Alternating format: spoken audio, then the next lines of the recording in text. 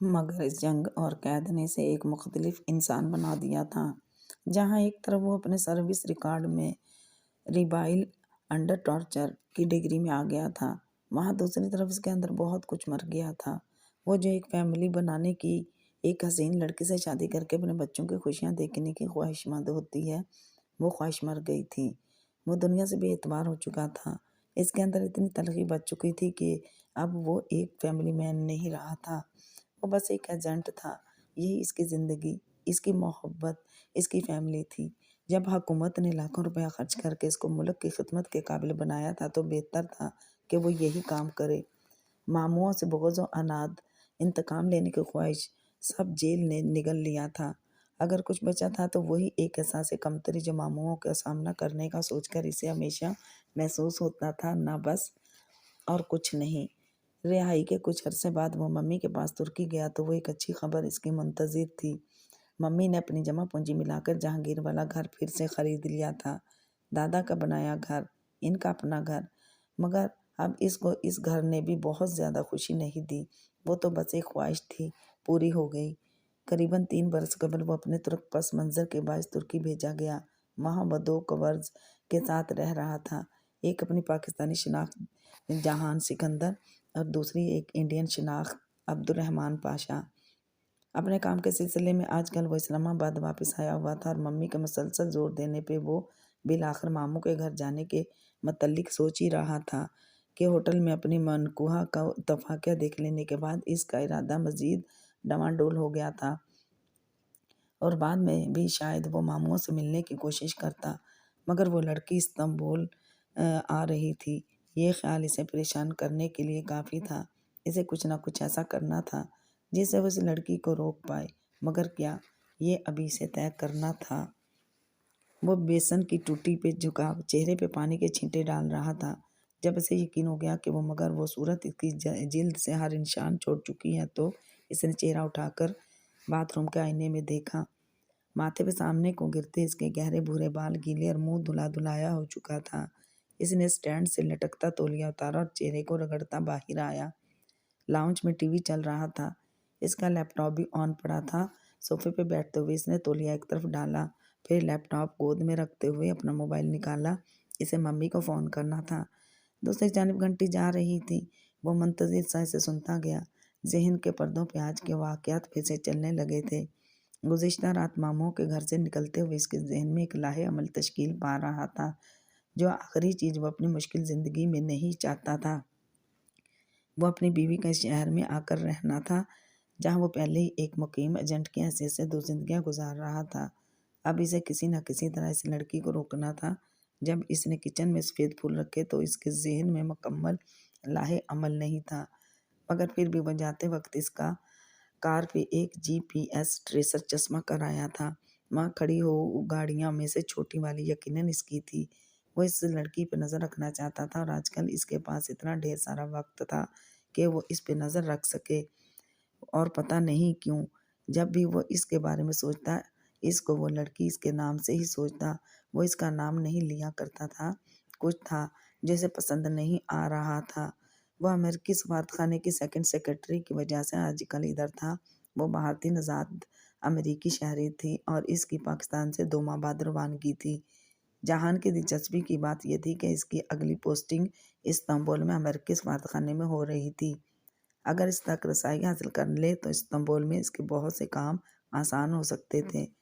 مسئلہ بس اتنا تھا کہ وہ اس کی کار تک بھی رسائی حاصل نہیں کر پا رہا تھا۔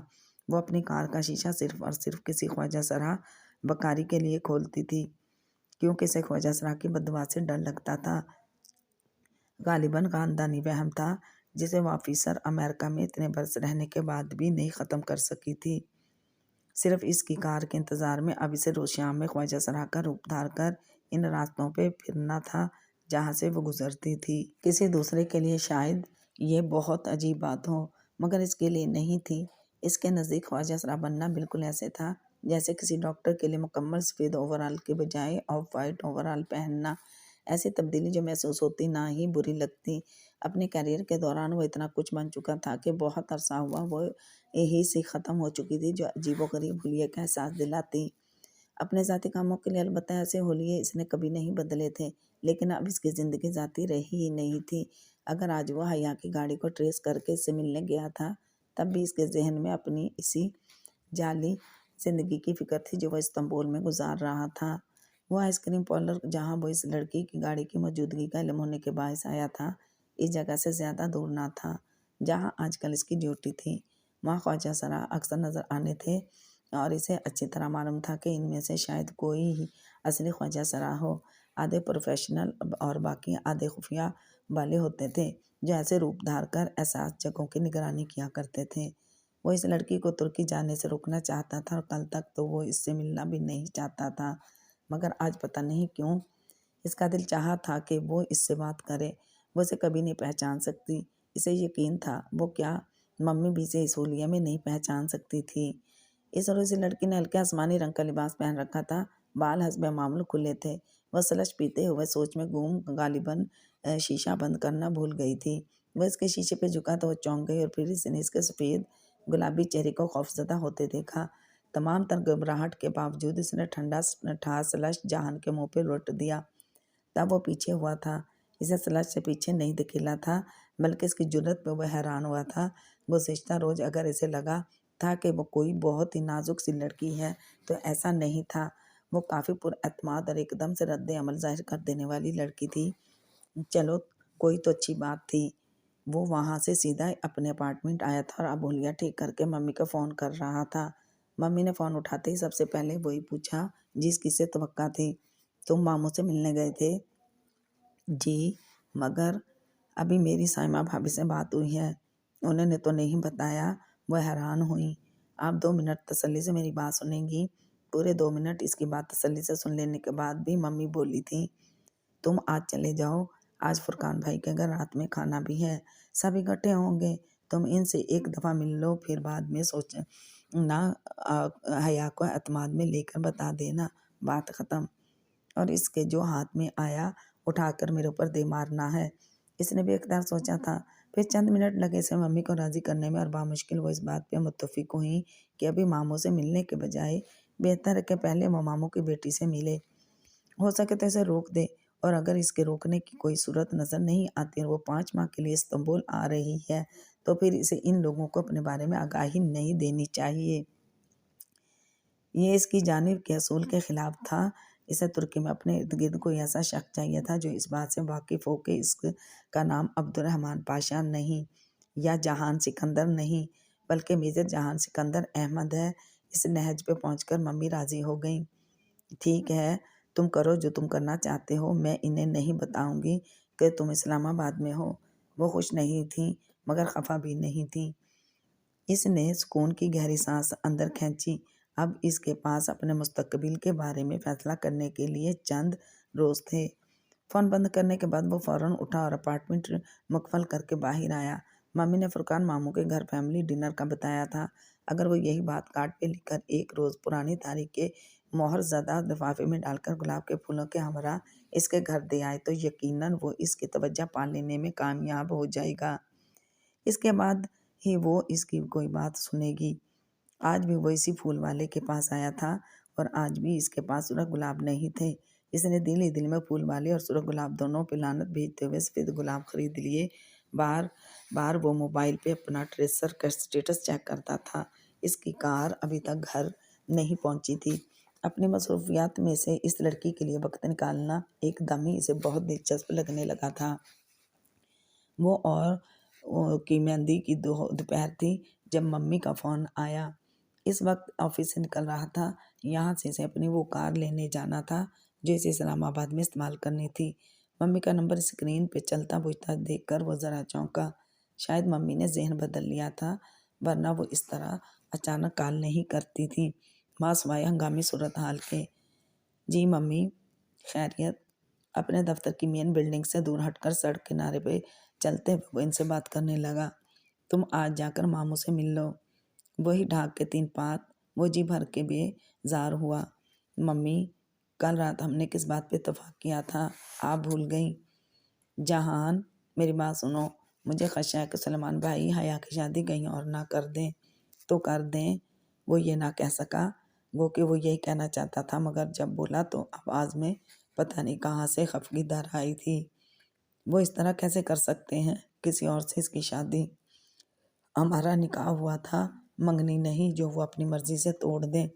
وہ خلا بھی لے سکتے ہیں، اور تم جانتے ہو کہ 1-2 پیشیوں میں فیصلہ ہو جایا کرتا ہے۔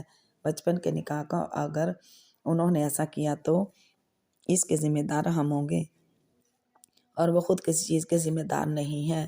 جہان سکندر، میں نے تمہاری پرورش اس منقص مجاز سوچ کے ساتھ تو نہیں کی تھی۔ انہیں جیسے دکھ ہوا تھا وہ فوراً نادم ہوا۔ اچھا، آئی ایم سوری، میرا مطلب تھا کہ اگر ہم اس رشتے پہ خاموش ہیں تو بات وہ بھی نہیں کرتے۔ وہ بیٹی والے ہو کر کیسے خود سے بات کریں، کیسے کہیں کہ ہماری بیٹی کی رخصت کروا لے جاؤ؟ ایسے اپنی بیٹی کو کوئی ہلکا نہیں کرتا۔ ہاں، میرے ماموں کا غرور اور انا ادھر ممی کہہ رہی تھیں وہ ہماری طرف سے مایوس ہو چکے ہیں، اسی لیے سلیمان بھائی حیا کے لیے آنے والے رشتوں پہ غور کر رہے ہیں۔ وہ ایک دم بالکل چپ ہو گیا۔ آپ کو کس نے بتایا؟ یہ تو طے تھا کہ وہ بلا تحقیق کسی بات پہ یقین نہیں کر سکتا تھا۔ سائمہ بھابی نے ابھی فون کر کے بتایا ہے۔ ان کے بقول سلیمان بھائی کو ہمارا انتظار بھی نہیں ہے۔ انہوں نے فرقان بھائی سے خود کہا ہے کہ ان کے کسی دوست نے اپنے بیٹے کے لیے حیا کا رشتہ بھجوایا ہے، اور آج وہ فرقان بھائی کو اس لڑکی سے ملوائیں گے۔ شاید ان کے کسی بزنس پارٹنر کا بیٹا ہے، باہر سے پڑھ کر ابھی آیا ہے۔ فرقان بھائی نہیں ملے ابھی اس سے۔ وہ بالکل خاموشی سے سنتا رہا۔ اسے یہ سب بہت برا لگ رہا تھا۔ کیوں؟ وہ خود سمجھنے سے قاصر تھا۔ تم آج چلے جاؤ، میں اس رشتے کو توڑنا نہیں چاہتی جہان، وہ بے بسی سے کہہ رہی تھی۔ جب وہ لوگ مجھے بے حد غیر اہم سمجھ کر میرے منتظر ہی نہیں ہیں تو کیا فائدہ جانے کا؟ بھابی تیار تھیں۔ حیا ہمارا پوچھ رہی تھی، اسے انتظار ہوگا؟ کیوں؟ وہ بے اختیار کہہ اٹھا۔ لڑکیوں کے دل بہت نازک ہوتے ہیں بیٹا، میں کبھی کبھی خود کو اپنی بھتیجی کی مجرم سمجھتی ہوں۔ آپ پریشان نہ ہوں، میں یہ رشتہ نہیں ٹوٹنے دوں گا۔ یعنی تم جا رہے ہو؟ وہ جیسے کھل اٹھی۔ اب یہ بھی نہیں کہا تھا میں نے، بس آپ مجھ پہ بھروسہ رکھیں، میں سب فیس کر لوں گا۔ اور ممی خاموش ہو گئیں۔ ان کو شاید اس قابلیت پہ بھروسہ تھا کہ وہ اپنے گرد موجود ہر خراب چیز کو فیس کر لیا کرتا تھا۔ رشتوں اور چیزوں میں فرق ہوتا ہے، شاید ممی نے یہ بھی سوچا ہو۔ آج اس کو دیکھتے ہی پھول والے لڑکے کا چہرہ جگمگا اٹھا۔ صاحب، آج سرخ گلاب بہت سارے ہیں، مگر مجھے سفید ہی چاہیے۔ اس نے بٹوا نکالتے ہوئے 2 ٹوک انداز میں سنجیدگی سے کہا۔ لڑکے کے چہرے جیسے اتر سا گیا، مگر پھر بھی وہ جلدی جلدی سفید گلابوں کو اکٹھا کرنے لگا۔ سفید گلاب بے شک بہت سے لوگوں کے نزدیک دشمنی کی علامت تھے، مگر بہت سے اسے امن اور صلح کے نشان ہی گردانتے تھے۔ وہ آج ان کے گھر کے اندر نہیں تھا، بلکہ ان کے گھر کے مقابل ایک زیر تعمیر بنگلے میں چلا آیا۔ سریے، اینٹیں، آدھی بنی دیواریں، وہ گھر رات کے وقت ویران پڑا تھا۔ مزدور وغیرہ کب کے جا چکے تھے، اور اب وہ وہاں اوپری منزل کے کمرے میں بیٹھ کر بآسانی سامنے سلیمان ماموں کے گھر کے کھلے گیٹ سے سب دیکھ سکتا تھا۔ مہندی کا فنکشن دونوں گھروں کے قریب ہی ایک کھلے پلاٹ میں شانداری سی کناتیں لگا کر کیا گیا تھا۔ اسے تقریب میں کوئی دلچسپی نہیں تھی، وہ صرف سلیمان ماموں کے کھلے گیٹ کو دیکھ رہا تھا جہاں بہت سے لوگ آ جا رہے تھے۔ خواتین کی تیاری اور الٹے سیدھے فیشن، وہ روایات اور قدریں جن کا ذکر ممی اکثر کیا کرتی تھیں، وہ اسے اپنے ننیھال کی خواتین میں کہیں نظر نہیں آئی تھی۔ دادا کی بہن تو شاید باقاعدہ سکارف لیا کرتی تھی، مگر وہ ابھی اسے سلور لہنگے میں بنا سر ڈھکے ادھر ادھر پھرتی نظر آ رہی تھی۔ پتہ نہیں کیوں شادیوں پہ لوگ سب بلا دیتے ہیں، اسے افسوس ہو رہا تھا۔ بہت دیر بعد جہان نے بالآخر اسے دیکھ ہی لیا۔ وہ اپنی ممی کا کمر چلتی برآمدے سے اترتی ڈرائیو سے تک آ رہی تھی، جہاں سلیمان ماموں ایک فیملی کے ہمراہ کھڑے خوش گپوں میں مصروف تھے۔ وہ واقعی بہت خوبصورت تھی۔ سنہرا لہنگا اور ٹیکا اسے مزید حسین بنا رہا تھا، مگر وہ اسے پھر بھی مرائے جمیلہ نہیں لگتی تھی۔ سلیمان ماموں اب اس کا تعارف ان لوگوں سے کروا رہے تھے جو ان کے ساتھ کھڑے تھے۔ صاحب، خاتون اور غالباً ان کا بیٹا۔ اس نے اپنے سیل فون میں دوربین کا لینس نکالا اور ان کو فوکس کیا۔ اب وہ ان کے چہرے صاف دیکھ سکتا تھا۔ وہ تینوں مہمان بہت دلچسپی سے اسے دیکھ رہے تھے۔ بالخصوص ان کا بیٹا۔ اس کی نظر نے تو بہت ہی اسے پتہ نہیں کیوں پھر سے غصہ آنے لگا اور تابعین نے حیا کے چہرے کی جوت کو ماند پڑتے دیکھا۔ وہ خوش نہیں لگ رہی تھی۔ ذرا سی دیر میں ہی وہ ان کے پاس سے ہٹ آئی۔ گیٹ سے باہر آ کر اس نے انگلی کی نوک سے آنکھ کا کنارہ صاف کیا۔ اس نے موبائل کے بٹن کو چند ایک دفعہ دبایا۔ وہ اس کی تصویر لینا چاہتا تھا۔ وہ اس کی کوئی تصویر اپنے پاس رکھنا چاہتا تھا۔ وہ ان لوگوں سے مل کر خوش نہیں تھی۔ شاید یہی وہ رشتے والے تھے جن سے آج سلیمان ماموں نے فرقان ماموں سے ملوانا تھا۔ وہ اس پہ خوش اس لیے نہیں تھی کہ یہ رشتہ اس کے لیے انچاہا تھا۔ دل کے کسی کونے میں سے ایک گونا اطمینان سا نصیب ہوا، جیسے تسلی سی ملی ہو، جیسے ڈھارس سی بن گئی ہو۔ وہ اب پہلے جتنا ناخوش نہیں تھا۔ وہ بہت دیر ادھر ہی بیٹھا رہا۔ اسے فنکشن دیکھنے کی آرزو نہ تھی، بس وہ اس کی واپسی کے انتظار میں وہیں موجود تھا۔ وہ اسے ایک دفعہ پھر دیکھنا چاہتا تھا۔ کافی دیر گزری تب وہ اسے واپس آتی دکھائی دی۔ وہ گھر کے اندر جا رہی تھی۔ کیا اسے اس سے ملنا چاہیے یا اس کے ترکی آنے کا انتظار کرے؟ وہ یہی سوچ رہا تھا جب اس کا فون بجا۔ اس نے سیل فون کی اسکرین کو دیکھا، پھر بے اختیار چونکا۔ یہ اس کی ترکی والی وہ سم تھی جو پوسٹ پیڈ تھی اور کبھی اس کے اور کبھی ممی کے زیر استعمال رہتی تھی۔ یہ نمبر ماموں کے پاس تھا اور اس میں ماموں کا نمبر محفوظ بھی تھا اور اب اس نمبر سے کال آ رہی تھی۔ ماموں کے گھر سے کال۔ وہ لمحہ بھر کو گڑبڑا سا گیا، مگر اس نے فون اٹھا لیا۔ چونکہ یہ ترک نمبر تھا اس لیے وہ ایک ہی لمحے میں خود کو ترکی لے گیا۔ ایک پیشہ ور ایجنٹ ہونے کے ناطے اس کو یہ ظاہر نہیں کرنا تھا کہ وہ ترکی سے باہر ہے اور اس کا نمبر رومنگ پہ ہے۔ وہ حیا تھی ناقابل یقین اور وہ ممی کا پوچھ رہی تھی۔ وہ ان کے منتظر تھی۔ ممی ٹھیک کہتی تھی۔ اس سب کے باوجود جب وہ بات کرنے لگا تو اس کا لہجہ خشک ہی تھا۔ وہ اتنی جلدی کسی کے ساتھ نرمی سے یا کھل کر بات نہیں کرتا تھا اور اس کی تو وہ ویسے بھی کوئی امید نہیں دلانا چاہتا تھا۔ پھر بھی جب بات کا اختتام پہ اس نے حیا کی آواز کو بھیگتے ہوئے سنا تو اس کا دل دکھا تھا۔ فون بند کرتے ہی اس نے وہ خط کا لفافہ نکالا جو پھولوں کے ساتھ رکھنے کے لیے لایا تھا۔ ابھی اندر موجود سفید موتیے ایک موٹے کاغذ پہ اس نے لکھا نہیں تھا اور اب اسے معلوم تھا کہ اس کو کیا لکھنا ہے۔ اس لڑکی کے نام جو کبھی کسی انچاہے رشتے کے بننے کے خوف سے روتی ہے تو کبھی کسی بن چکے انچاہے رشتے کے ٹوٹنے کے خوف سے۔ یہ آخری بات محض اس کا گمان تھا، مگر کیا پتا وہ صحیح بھی ہو۔ اس نے پی کیپ سر پہ لی اور مفلر گردن کے گرد یوں لپیٹا کہ اگر اب وہ خود کو کورئر سروس مین کہہ کر گھر کے کسی ملازم کے حوالے وہ پھول کرے تو کل کو دن کی روشنی میں وہ اسے پہچان نہیں پائیں گے۔ پھول اور خط ایک ملازم کے حوالے کر کے وہ واپس چلا آیا۔ وہ صرف حیا کو چونکانا چاہتا تھا اور اسے امید تھی کہ اس کا مقصد پورا ہو جائے گا۔ داور کی بارات کے روز اس کا قطعاً ارادہ نہ تھا کہ وہ آج بھی حیا کے لیے درس جائے گا۔ آج ویسے بھی اسے اپنے کام بہت تھے۔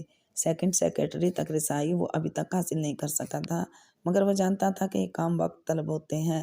صبر، انتظار اور خاموش، یہ 3 چیزیں اس نے اپنی جاسوسی مہمات کے دوران سیکھی تھیں۔ آج بھی اس کا کام نہیں ہو سکا تھا اور وہ واپس گھر جا رہا تھا، مگر صرف آخری منٹ میں اس نے یوں ہی سرسری سا سلیمان ماموں کے گھر کا جائزہ لینے کا سوچا۔ معلوم نہیں وہ بار بار وہاں کیوں جاتا تھا۔ جب وہ ان کی گلی کے دہانے پہ پہنچا تو اس نے زن سے اپنے سامنے گزرتی گاڑی میں حیا کو دیکھا۔ وہ بے اختیار چونکا تھا۔ اس گاڑی میں سے وہی کل والی فیملی نظر آئی تھی اور وہی بے باک نگاہوں والا فضول انسان گاڑی چلا رہا تھا۔ آخر وہ ان کے ساتھ کیوں جا رہی تھی؟ وہ فارغ تھا، اگر نہ ہوتا تب بھی ان کے پیچھے ضرور جاتا۔ جو بھی تھا وہ اس کی بیوی تھی اور وہ اس وقت کچھ ایسے لوگوں کے ساتھ تھی جو اسے پہلی نظر میں ہی اچھے نہیں لگے تھے۔ کل اسے وہ ان سے مل کر ناخوش لگی تھی، مگر آج وہ انہی کے ساتھ تھی۔ وہ کل غلط تھا یا آج؟ وہ یہی دیکھنا چاہتا تھا۔ اور جب اس نے میرج ہال کے ایک طرف حیا کو گاڑی سے اتر کر دوبارہ فرنٹ سیٹ پہ بیٹھتے دیکھا تو اسے دھچکا سا لگا تھا۔ وہ کیسے یوں کہ کسی کے ساتھ بیٹھ سکتی تھی؟ کیا وہ ہر ایک کے ساتھ بیٹھ جانے والی لڑکی تھی؟ اسے شدید غصہ آیا تھا۔ ایک تو اس کا لباس، پھر وہ اتنا میک اپ کرتی تھی، اتنی نک سک سے تیار ہوئی تھی اور اوپر سے رات کا وقت، اس کا دل چاہا تھا وہ ابھی اس کو ہاتھ سے پکڑ کر اس آدمی کی کار سے نکال لے، اور اگر اس نے وہ عجیب سا حلیہ نہ اپنایا ہوتا تو شاید وہ یہ کر بھی دیتا۔ جب وہ گاڑی سے نکلا تھا تو فرائی پین بھی ساتھ ہی اٹھا لیا، جو اپنے اس گیٹ اپ کے ساتھ وہ رکھا کرتا تھا۔ کاملیت اس کے ہر کور میں نمایاں ہوتی تھی، اور جب اس نے اس نوجوان کے سر کے پچھلے حصے پہ فرائی پین مار کر سے گرایا تو بھی اس کا غصہ کم نہیں ہوا تھا۔ وہ اور کچھ نہیں کر سکتا تھا، کوئی حق نہیں جتا سکتا تھا، مگر وہ اس لڑکی کو گردن سے پکڑ کر میرج ہال کے دروازے تک چھوڑ سکتا تھا، اور یہ اس نے کیا۔ اپنے لباس کا وہ گھٹیا سے رنگ کا دوپٹہ بھی اس پہ اچھال دیا، مگر جاننے لگا تو ایک دفعہ بہت سلگتی نگاہوں سے اسے دیکھتے ہوئے اگر وہ بولا تو صرف ایک لفظ جو اس کی زبان پہ آیا تھا، بے حیا۔ ہاں، وہ اسی قابل تھی۔ پچھلے روز میں اگر اس کے دل میں کوئی نرم گوشہ جاگا تھا تو اب وہ ختم ہو چکا تھا، جیسے کوئی دل سے اتر جاتا ہے، جیسے کسی کے بارے میں انسان شک و شبہ میں پڑ جاتا ہے۔ وہ اس وقت ایسا ہی محسوس کر رہا تھا۔ اب وہ اس سے نہیں ملنا چاہتا تھا، اور اگر وہ اسے استنبول آنے سے روک سکا تو ضرور روکے گا، لیکن وہ ان کے گھر نہیں جائے گا۔ اس کا فیصلہ آسان ہو گیا تھا۔ ہر مشرق مرد کی طرح اس کی بھی خواہش تھی کہ اس کی بیوی ہر کسی کی گاڑی میں بیٹھ جانے والی لڑکی نہ ہو، اور آج جو اس نے دیکھا، اسے نہ صرف وہ بزن ہوا تھا بلکہ وہ اس لڑکی کے بارے میں شدید قسم کے شک و شبے میں پڑ گیا تھا۔ یہ بھی تو ممکن تھا کہ وہ اس لڑکے کو پسند کرتی ہو۔ یہ الگ بات ہے کہ اس کی جرت نے اسے بکھلا دیا اور وہ فطری رد عمل کے تحت بھاگی ہو، مگر کم از کم ایک بات واضح تھی کہ پسند ناپسند ایک طرف، مگر وہ کسی کو اپنے قریب آنے نہیں دیتی تھی۔ لیکن یہ بھی ہو سکتا ہے اس لڑکے کے والد کے رشتہ بھیجنے میں حیا کی رضا شامل ہو، اور اسی لیے وہ جہان یا ممی کی آمد کا پوچھ رہی تھی تاکہ جلد از جلد یہ رشتہ منطقی انجام تک پہنچ جائے اور وہ اپنی مرضی سے کسی اور سے شادی کر سکے۔ لعنت ہے مجھ پر جو میں نے سلیمان ماموں کی بیٹی اور فرقان ماموں کی بھتیجی سے اچھی امید رکھی۔ دل میں آئے بغض کو ختم کرنے کے لیے اسے بہت سا وقت چاہیے تھا۔ وہ ایسا آدمی نہیں تھا کہ چند گھنٹوں بعد ٹھنڈا ہو کر سوچنے پہ دل صاف کر لے۔ برسوں اس نے اس دنیا میں کام کیا تھا جہاں شخص کے 2 سے زیادہ چہرے ہوتے تھے۔ دوسرے انسانوں پر اعتبار تو وہ بہت پہلے کھو چکا تھا، اب اپنی بیوی پر سے بھی کھو دیا تھا۔ اچھا ہی ہوا کہ وہ ماموں سے ملنے نہیں گیا۔ امید دلائے بغیر رشتہ ختم کرنا زیادہ بہتر تھا۔ بس چند دن وہ اس لڑکی پہ مزید نظر رکھے گا، آخر سے ممی کو اس رشتے کو توڑنے کے لیے ٹھوس وجوہات بھی تو دینی تھی۔ ایک دفعہ پھر وہ اپنی سوچ میں حیا سے واپس اس لڑکی تک آ گیا تھا۔ وہ نوجوان جس کے ساتھ اس نے اس لڑکی کو بیٹھتے دیکھا تھا اور بعد ازاں سے فرائی پین دے مارا تھا، وہ اس کے ذہن سے بالکل نہیں پا رہا تھا، نکل نہیں پا رہا تھا۔ اگلے کچھ دن وہ بہت مصروف رہا اور اسے اپنے ماموں کے گھر کے قریب سے بھی گزرتے وقت نہ ملا، لیکن شک کا جو کھٹکا اس کے دل میں پڑ گیا تھا، اس کی تصدیق کے لیے اس نے حیا کے ای میل ایڈریس پہ کلون لگا دیا تھا۔ اس کا ای میل ایڈریس ممی نے روہیل سے لے کر دیا تھا اسے۔ اس کلون ہیکر کے پاس اب اس ای میل ایڈریس میں جیسے ہی کوئی میل آتی یا پائی جاتی تو اگلے سیکنڈ وہ اسے اپنے فون پہ موصول ہو جاتی۔ وہ اس لڑکے کے نام نہیں جانتا تھا اور اتنا وقت بھی نہ تھا کہ اس کے بارے میں معلومات حاصل کرتا پھرے۔ اسے بس یہی معلوم کرنا تھا کہ اس کی منقوہ کسی اور کے ساتھ وابستہ تو نہیں، اگر ہے تو بہت اچھا، کوئی ٹھوس چیز اس کے ہاتھ لگ جائے تو پھر ممی کو راضی کر لے گا۔ ابھی تک اسے کوئی خاطر خواہ کامیابی نہیں ملی تھی، مگر اس کا تذبذب بہرحال ختم نہیں ہوا تھا۔ داور کی شادی کو 8-9 دن گزر چکے تھے۔ اس سے پہلے جب وہ اپنے اپارٹمنٹ کا لاک کھول رہا تھا، اس کا موبائل بجا۔ دروازہ احتیاط سے تھوڑا سا کھول کر اندر داخل ہوتے ہوئے اس نے آنے والا پیغام کھولا۔ وہ حیا کی ایک ای میل کی کاپی تھی جو اس نے ابھی ابھی بھیجی تھی۔ دروازہ دوبارہ اندر سے لاک کرتے ہوئے جہان نے موبائل کی اسکرین پہ چمکتا پیغام پڑھا۔ National response centre for cyber crime. اس نے اچنبھے سے اس ایڈریس کو دیکھا جس کو ای میل بھیجی گئی تھی۔ اس کو کیا ضرورت پڑ گئی سائبر کرائم سیل کو میل کرنے کی؟ میل میں ایک ویب سائٹ پہ کسی ویڈیو کا پتہ لکھا تھا اور ساتھ میں ایک مخصوص شکایت تھی جس کے مطابق اس کے کزن کی مہندی کی تقریبات جو کہ چند روز قبل منعقد ہوئی تھی، کوئی فیملی ویڈیو انٹرنیٹ پہ ڈال دی گئی تھی۔ وہ اس کے خلاف پرائیویسی ایکٹ کے تحت شکایت کر رہی تھی کہ اسے فوری طور پر ہٹایا جائے۔ جہان نے ویڈیو کے پتے کو چھوا مگر بہت بھاری ہونے یا نیٹ کی رفتار کم ہونے کے باعث کھل نہ سکی۔ خیر ویڈیو بعد میں دیکھ لے گا، ابھی اسے اس کی مدد کرنی چاہیے۔ یہ تو طے تھا کہ جس سائبر کرائم سیل سے اس نے رجوع کیا تھا وہ ایک غیر فوجی ایجنسی کا سیل تھا، اور وہ میل کا جواب 3-4 دن بعد ہی یاد کرتے تھے، اور ان کا طریقہ کار ذرا پیچیدہ تھا۔ وہ پہلے شکایتی فارم بھیجتے جو FIR کے مترادف ہوتا، اور پھر ایک دفعہ بیان لینے کے لیے ایجنسی کے تھانے ضرور بلایا کرتے تھے۔ اب یہ خاندانی لڑکیاں کدھر تھانے کچہری کے چکر کاٹتی پھریں گی، اس لیے اسے کچھ کرنا چاہیے۔ اس سے لاکھ گلے شکووں کے باوجود وہ اس کی مدد کرنا چاہتا تھا۔ ممی سے اس نے حیا کا موبائل نمبر بھی ای میل ایڈریس کے ساتھ لیا تھا۔ ممی سے حیا کا کوئی خاص رابطہ تو نہ تھا، بس ایک دفعہ فاطمہ مامی نے حیا کے موبائل سے کال کیا تھا تو نمبر آ گیا۔ اس نے چند لمحے سوچا اور پھر اپنے لینڈ لائن سے اس کا نمبر ڈائل کیا۔ یہ سرکاری فون تھا، اس کا نمبر کسی کی CLI پہ نہیں آتا تھا، صرف پرائیویٹ نمبر لکھا آتا تھا۔ آواز بدلنا کبھی بھی اس کے لیے مسئلہ نہیں رہا تھا۔ ان کو اس چیز کی بہت اچھی تربیت دی جاتی تھی، مگر صرف آواز بدلنے میں غلطی کا یا پکڑے جانے کا احتمال کافی زیادہ تھا، اس لیے اس نے وائس چینج اپلیکیشن بھی آن کر دی۔ یہ خود کار نظام اس کے لبوں سے نکلے ہر لفظ کو سیکنڈ کے 10ویں حصے بعد حیا کے سماعت تک ایک مختلف مردانہ آواز میں پہنچانا تھا۔ جب وہ اس سے مخاطب ہوا تو اس کی آواز دھیمی تھی، خوبصورت مگر مدھم گمبھیر پن لیے صوفے پہ نیم دراز ہوئے وہ بہت بھی اطمینان سے ایسی باتیں کر رہا تھا جو اس لڑکی چکا دینے کے لیے کافی تھی۔ ویڈیو ہٹانے کا وعدہ لے کر اس نے وہی بات کہی جو سائبر کرائم والے بھی لازماً کہتے، ہمارے آفس آ کر باقاعدہ رپورٹ کرے۔ اس بات پر وہ باقاعدہ سٹپٹا گئی اور پھر جلدی سے فون بند کر دیا۔ جہان نے قدح چمبے سے ریسیور کو دیکھا، وہ اتنی گھبرائی ہوئی کیوں لگ رہی تھی؟ شاید مسئلہ سنگین تھا، اسے وہ ویڈیو دیکھ لینی چاہیے۔ قریباً 10 منٹ بعد وہ اپنے لیپ ٹاپ پہ اس ویڈیو کو کھول رہا تھا۔ جیسے ہی صفحہ لوڈ ہوا اور اوپر ویڈیو کا نام جگمگایا، وہ ایک دم چونک کر سیدھا ہوا۔ جیسے جیسے ویڈیو چلتی جا رہی تھی اس کے چہرے کے تاثرات سخت ہوتے گئے، پیشانی کی رگیں تن گئی اور آنکھوں میں شدید غصہ آیا۔ یہ تھا اس کے ماموں کا عزت دار خاندان، فرقان ماموں، سلیمان ماموں کی عزت و عصمت والی بیٹیاں۔ وہ مکمل طور پر زنانہ فنکشن نہیں تھا۔ اسے پیچھے پس منظر میں ویٹرز اور DJ بھی نظر آ رہے تھے، وہ بھی تو مرد تھے، ان سے کوئی پردہ نہیں، کوئی شرم لحاظ نہیں۔ کیسے لوگ تھے یہ؟ کیا ہو گیا تھا پاکستان کو؟ دکھ تیش استجاب۔ ایک دم وہ بہت اپسیٹ ہو گیا تھا۔ بے حد غصے سے اس نے لیپ ٹاپ بند کیا اور اٹھ کر کمرے میں بے چینی سے ٹہلنے لگا۔